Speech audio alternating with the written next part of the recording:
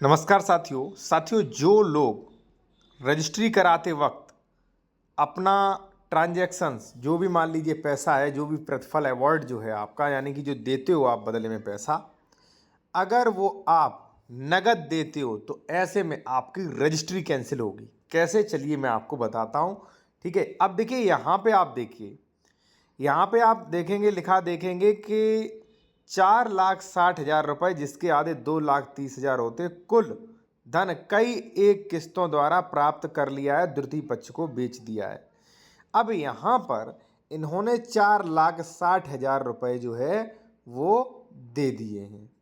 ठीक है, लेकिन मान लीजिए आपने मुझसे प्रॉपर्टी खरीदी है। एक चीज़ मैं और कहूँगा साथियों, अगर मान लीजिए आप कोई कानूनी सलाह लेना चाह रहे हैं, ठीक है, या मान लीजिए कहीं ज़मीन खरीद रहे हैं, उसका डॉक्यूमेंट चेक करवाना चाह रहे हैं, ज़मीन सही है कि नहीं, डबल रजिस्ट्री, अंश से अधिक विक्रय 14380, ठीक है, तो आप चेक करवा सकते हैं। कॉन्टैक्ट नंबर वीडियो के डिस्क्रिप्शन में मिल जाएगा।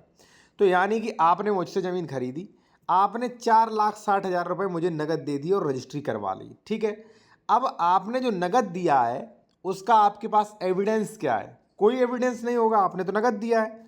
तो मैं जाके वहाँ पे, जब आप दाखिल रजिस्ट्री के बाद दाखिल खारिज कराएंगे, तो मैं वहाँ पे आपत्ति लगा दूंगा अगर मैं बेईमानी हूँ, और लगाते हैं लोग। ठीक है, कहीं हमारा लड़का लगाएगा, कहीं पत्नी लगाएगी, तो ऐसा होगा। और जब कोर्ट आपसे कहेगा भाई आप ये आपत्ति लगा रहे हैं, इन्होंने पैसा नहीं दिया है, आप दिखाइए पैसा कहाँ दिया है, तो आप नगद वाला कैसे प्रूफ करोगे? ठीक है ना। अब कई लोग कहेंगे नहीं मैं वीडियो में, अब वीडियो आपने लिया है, लेकिन वीडियो में जो आपका पैसा दिखाया गया है वो पता नहीं दूसरी चीज़ का है, इस चीज़ का है, वो भी तो क्लियर नहीं होगा। ठीक है ना। और देखिए, रजिस्ट्री का भी नियम है कि आप 20,000 से अधिक लेन देन नगद नहीं कर सकते हैं। ठीक है, तो यानी कि आप फंस गए। तो ऐसे में कुछ ना हो, आपका म्यूटेशन रुक जाएगा।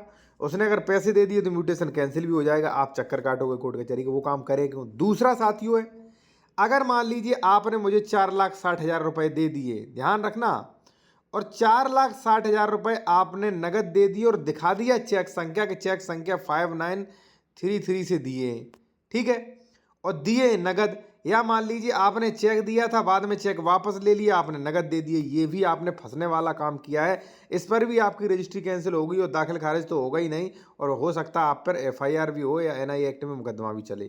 ठीक है ना, क्योंकि आपने फर्जी चेक दिखाया। तो इन चीज़ों से सावधान रहें।